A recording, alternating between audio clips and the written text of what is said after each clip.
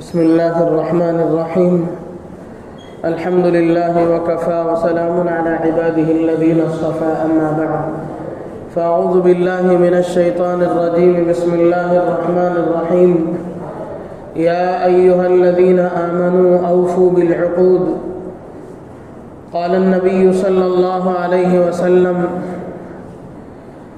لا ایمان لمن لا امانة له ولا دین لمن لا عهد له، او كما قال عليه الصلاة والسلام. صدق الله العظيم وصدق رسوله النبي الكريم، ونحن على ذلك من الشاهدين والشاكرين، والحمد لله رب العالمين.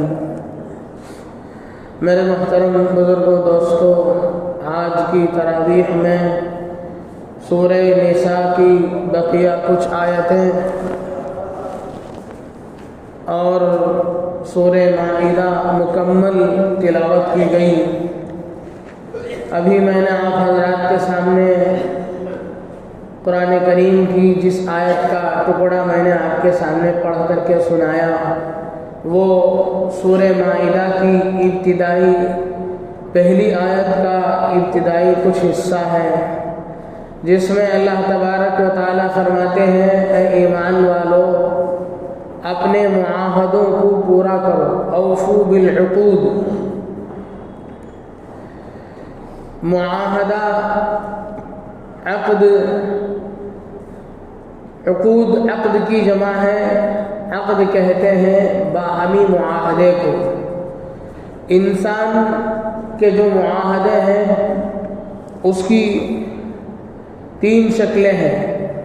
ایک بندے کا اللہ کے ساتھ معاہدہ، دوسرا بندے کا اپنی ذات کے ساتھ معاہدہ، تیسرا معاہدہ بندے کا ایک بندے کا دوسرے بندے کے ساتھ، یا کچھ بندوں کا کچھ بندوں کے ساتھ کا معاہدہ. تو معاہدے کی کل 3 شکلیں ہو گئی. پہلا معاہدہ ہم سب کا اللہ تبارک و تعالیٰ سے معاہدہ پہلے ہوا ہے، جسے عہد الست کہتے ہیں.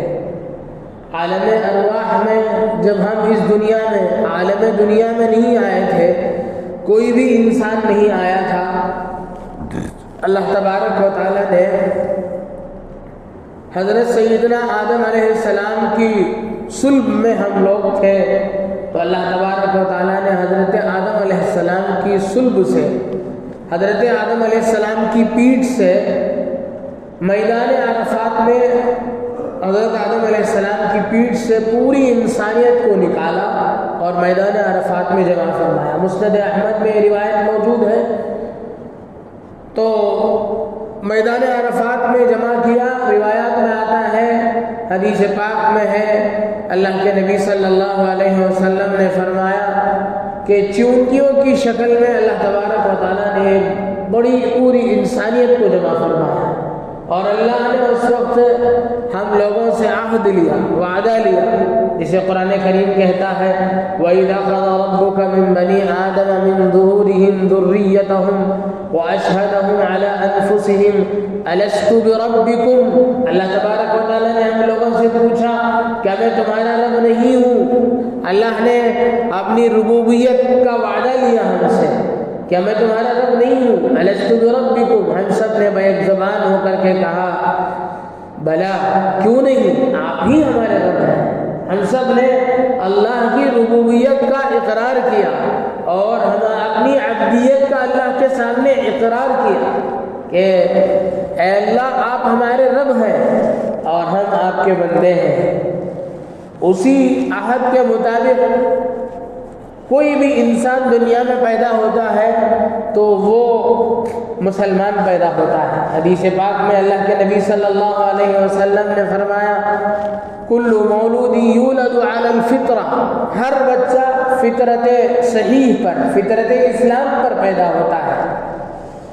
اسی لیے جو نسلی مسلمان ہے اسے پھر باقاعدہ کلمہ پڑھ کر کے مسلمان ہونے کی ضرورت نہیں ہے، اور جس سے باقاعدہ بعد میں اپنے بڑوں کی وجہ سے جو شرک، کفر اور عیسائیت و یہودیت میں، نصرانیت میں تبدیل نہ ہوا ہو، وہ دین اسلام پر باقی ہے. آگے فرمایا حدیث میں فَأَبَوَاهُ يُحَوِّدَانِهِ أَوْ يُنَصِّرَانِهِ أَوْ يُمَجِّسَانِهِ، اس کے ماں باپ اسے یہودی یا نصرانی یا مجوسی بنا دیتے ہیں۔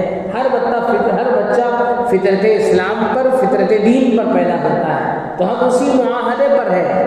اب ہمارا اللہ سے گویا کہ ایک کانٹریکٹ ہے، ایک معاہدہ ہے، ایک وعدہ ہے اللہ تبارک و تعالیٰ سے کہ ہم آپ کو اپنا رب مانتے ہیں اور ہم اس بات کو تسلیم کرتے ہیں کہ ہم آپ کے بندے ہیں، ہم آپ کی نافرمانی نہیں کریں گے، ہم آپ کے ساتھ کسی کو شریک نہیں ٹھہرائیں گے، ہم اپنا ماتھا آپ کے علاوہ کسی کے سامنے نہیں ٹیکیں گے، ہم آپ کے علاوہ کسی کو مشکل کشا اور حاجت روا نہیں سمجھیں گے، سب کچھ کرنے اور دھرنے والی ذات ہم آپ ہی کو سمجھتے ہیں۔ یہ ہمارا معاہدہ ہے۔ اور اللہ تبارک و تعالیٰ نے جتنی چیزوں کو حلال قرار دیا ہے ہم اسے حلال سمجھیں گے، اور جن چیزوں کو اللہ نے حرام کیا ہے ان کو ہم حرام سمجھیں گے، حلال چیزوں کو اختیار کریں گے اور حرام سے اجتناب کریں گے۔ یہ ہمارا اللہ سے معاہدہ ہے۔ تو یہ معاہدہ ہے بندہ اور اللہ کے درمیان میں، اللہ کی اطاعت، ہمیں اس معاہدے کے تئیں ہمیں اللہ کی اطاعت کرنی ہمارے اوپر ضروری ہے، اور اللہ کی نافرمانی سے بچنا ہمارے لیے ضروری ہے۔ ایک بندہ اور اللہ کے درمیان کا معاہدہ ہو گیا۔ دوسرا معاہدہ بندے کا اپنی ذات کے ساتھ ایک معاہدہ ہوتا ہے۔ جیسے بندہ نیت کرتا ہے، نظر مانتا ہے، منت مانتا ہے کسی چیز کا کہ میں یہ کام کروں گا، تو اسے اس معاہدے کو اپنی ذات کے ساتھ کیے ہوئے اس معاہدے کو کرنا ضروری ہے۔ اسی طرح قسم کھاتا ہے اپنے طور پر کہ میں خدا کی قسم میں کام کر کے رہوں گا، یہ بندے کا اپنی ذات کے ساتھ معاہدہ ہے، اسے بھی پورا کرنا ضروری ہے اس آیت کے روح سے۔ تو یہ دوسری شکل ہے۔ تیسرا معاہدہ بندوں کے درمیان میں آپسی معاہدہ، اس کا بھی پورا کرنا ضروری ہے۔ اس کی بہت ساری شکلیں ہیں، جیسے عقد نکاح کا معاہدہ۔ ہم نے معاہدہ کیا کہ میں نے فلاں کی بچی کو اپنے نکاح میں قبول کر لیا ہے، اب میں اس کے جتنے حقوق میرے ذمہ ہیں ان سب حقوق کو میں ادا کروں گا۔ اگر اس میں ہماری طرف سے کسی قسم کی کوتاہی ہوگی اللہ کے ہاں پکڑ ہوگی۔ اور ہمارا کسی کے ساتھ کاروبار میں شرکت کا معاہدہ ہوا کہیں تو اس شرکت کے معاہدے کو نبھانا ضروری ہے۔ ہمارا کسی کے ساتھ قرض کا معاہدہ ہوا، ہم نے کسی سے پیسے لے لیے ادھار میں، ہمارا ان سے معاہدہ ہو گیا، اب ہم نے جو وعدہ کیا ہے اس وعدے کو پورا کرنا ہمارے لیے ضروری ہے۔ اسی طرح ہمارا معاہدہ ہو جاتا ہے ملازمت میں، ہم کسی کے ہاں گئے، ہم نے یہ کہا کہ میں آپ کے ہاں ملازمت کرنا چاہتا ہوں، انہوں نے اپنے ہاں آپ کو ملازم رکھ لیا۔ اب ملازم اور آقا کا، مالک اور نوکر کا آپسی ایک معاہدہ ہوتا ہے، اور وہ اس معاہدے کے تحت جو وقت دے گا اس کا پورا وقت اسے دینا ضروری ہے، اور اس وقت میں جو کام دے گا اس پورے کام کو کرنا ضروری ہے۔ اس میں کسی قسم کی کم و کاست کرنا، کمی بیشی کرنا اس کی اجازت نہیں ہے، اور جو اس میں کمی بیشی کرے گا، کام کو پورا نہیں کرے گا، یا وقت میں کام میں ڈنڈی مارے گا، یا وقت میں کسی قسم کی کمی کوتاہی کرے گا، وہ وعدے کو اور عہد کو توڑنے والا ہوگا۔ اللہ کے نبی صلی اللہ علیہ وسلم نے بڑا سخت جملہ اس سلسلے میں ارشاد فرمایا لا ایمان لمن لا امانت له، جس کے پاس امانت کی کوئی حیثیت نہیں ہے، جس کے نزدیک امانت رکھی جائے تو اس امانت کے سلسلے میں وہ ایک دم لاپرواہ ہو تو اس کی ایمان کا کوئی اعتبار نہیں۔ اور آگے فرمایا ولا دین لمن لا عہد له، اور جس کے وعدے کا کوئی اعتبار نہ ہو، جو وعدہ کرے اس کو پورا کرنے میں بس و پیش کرنے والا ہو۔ یہ الگ بات ہے کہ کوئی مجبوری پیش آ جائے، اتفاقی طور پر کوئی بات پیش آ جائے، یہ الگ چیز ہے۔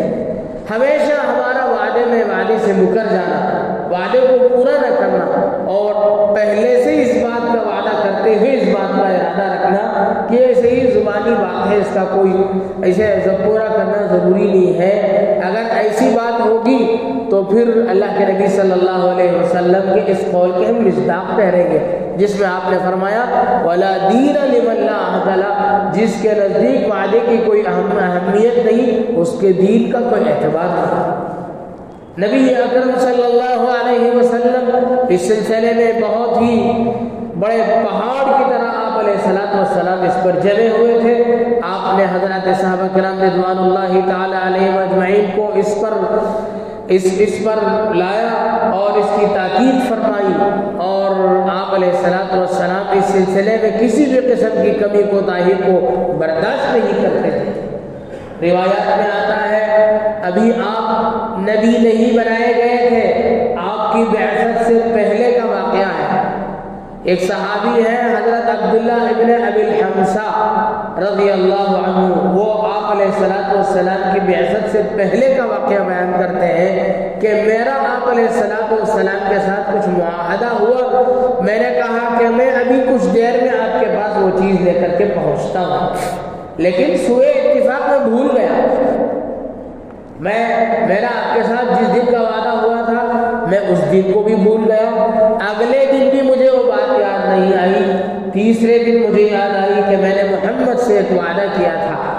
چنانچہ میں بھاگتا ہوا آیا تو میں نے جس جگہ آپ سے ملنے کا وعدہ کیا تھا آپ اسی جگہ برس نفیس تشریف فرما تھے۔ آپ نے مجھے اپنی زبان سے کوئی حرف غلط کی طرح بھی کوئی بات نہیں فرمائی، آپ نے بس اتنا ارشاد فرمایا کہ تم نے مجھے تکلیف دی، میں 3 دن سے اسی جگہ تمہاری انتظار میں بیٹھا ہوں۔ یہ میرے اور آپ کے آقا سرور کائنات سردار دو جہاں صلی اللہ علیہ وسلم کے اخلاق کا نمونہ ہے، اس زمانے میں جس وقت آپ ابھی نبی بنا کر کے بھیجے نہیں گئے۔ اس کے بعد نبوت کے ملنے کے بعد کا واقعہ بھی کتابوں میں لکھا ہے کہ صلح حدیبیہ ہوئی، حدیبیہ کی ایک صلح ہوئی، غالباً سن 8 ہجری میں حدیبیہ کی صلح ہوتی ہے۔ اس میں بہت کڑے شرط لگائے جاتے ہیں، سخت قسم کے شرط کافروں کی طرف سے لگائے جاتے ہیں کہ یہ ہماری طرف سے کنڈیشنز ہیں، یہ شرائط ہیں۔ اس میں اکثر شرائط ان کے فیور تھے، مسلمانوں کے خلاف تھے۔ مسلمانوں میں سے چونکہ اللہ کے نبی صلی اللہ علیہ وسلم کے فدائی صحابہ تھے، وہ اپنی جانیں قربان کرنے کو تیار رہتے تھے۔ ان لوگوں نے کہا یا رسول اللہ کیا ہم دین حق پر نہیں ہیں؟ ان سے دب کر کے معاہدہ اور صلح کرنے کی ضرورت کیا ہے ابھی؟ آپ نے فرمایا کہ مجھے ایسا ہی اشارہ ہے، آپ لوگ خاموشی اختیار کرو۔ چنانچہ معاہدہ سخت چیزوں پر ہوا، ان میں سے ان معاہدوں میں سے ایک بات یہ تھی کہ کوئی کافر، کوئی مدینے کا رہنے والا کوئی کافر وہاں سے مکے کو آ جائے تو ہم اسے واپس نہیں کریں گے، اور کوئی مکے کا رہنے والا مدینے کو تمہارے پاس آ جائے تو تمہیں اسے واپس کرنا پڑے گا۔ یہ سراسر ظلم پر مبنی تھا، کوئی انصاف والا معاملہ نہیں تھا، لیکن یہ معاہدہ، اس معاہدے کو آپ نے تسلیم فرما لیا تھا، اس معاہدے پر آپ نے دستخط کر دیا تھا، سگنیچر کر دیا تھا، بس یہ معاہدہ طے ہو چکا تھا۔ اس کے بعد ایک واقعہ پیش آیا۔ ایک صحابی تھے حضرت ابو جندل رضی اللہ عنہ، ان کو کافروں نے بیڑیوں میں جکڑے ہوئے رکھا تھا، لیکن وہ بڑے کمال کے آدمی تھے، انہوں نے ان بیڑیوں کے ساتھ ہی مکے سے مدینہ پہنچنے پر کامیابی حاصل کر لی۔ وہ کامیاب ہو گئے، وہ مدینہ پہنچ گئے، مسلمانوں کے یہاں پہنچ گئے۔ کافروں کو معلوم ہوا تو وہ لوگ دوڑے ہوئے آئے، رسول اللہ صلی اللہ علیہ وسلم سے رابطہ کیا اور فرمایا کہ دیکھو ہمارے علاقے کا ایک آدمی آپ کے پاس آ گیا ہے۔ لوگوں نے، مسلمانوں نے کہا کہ یا رسول اللہ یہ کیسے ہو سکتا ہے، دیکھو کیسی کیسی مشقتیں برداشت کر کے یہ یہاں پہنچے ہیں، آپ ان سے درخواست، آپ اپنے وہ جو معاہدہ ہوا ہے اس سے مکر جائیے، چھوڑیے، ہو گیا اب آ گیا، اس طریقے کی بات آپ کہہ دیجیے، اس طرح کی بات کہہ دیجیے۔ آپ نے ان لوگوں سے درخواست کی کہ آپ لوگ ابو جندل کو مجھ سے اس معاہدے سے مستثنیٰ رکھیں۔ ان لوگوں نے قبول نہیں کیا، تو آپ نے اپنے وعدے کو پورا کرتے ہوئے ان صحابی کو واپس کر دیا ان کے پاس۔ یہ اللہ کے نبی صلی اللہ علیہ وسلم کا ایفاء عہد تھا، آپ اپنے وعدے پر جم جاتے تھے۔ اسی تربیت کی بنیاد پر حضرات صحابہ کرام میں بھی وہ چیزیں پائی جاتی تھی۔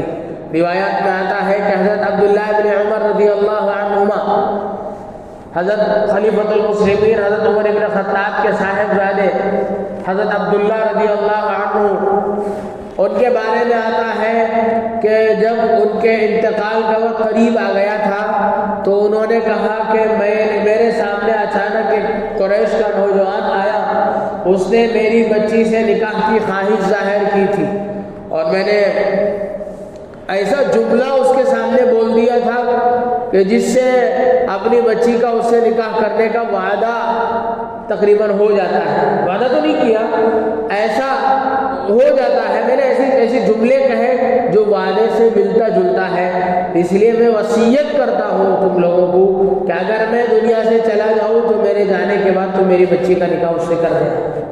یہ تربیت تھی رسول اللہ صلی اللہ علیہ وسلم کی حضرات صحابہ کرام کو، تو ہمیں بھی اس کو اختیار کرنے کی ضرورت ہے۔